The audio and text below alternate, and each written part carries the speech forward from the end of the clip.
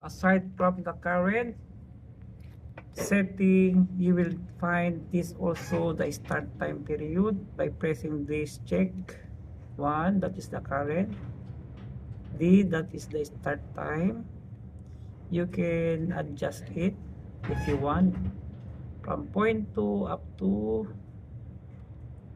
8.8 seconds up to 10 seconds, you see. But here all are set in 0.2 seconds. On the other side, I have here T.2.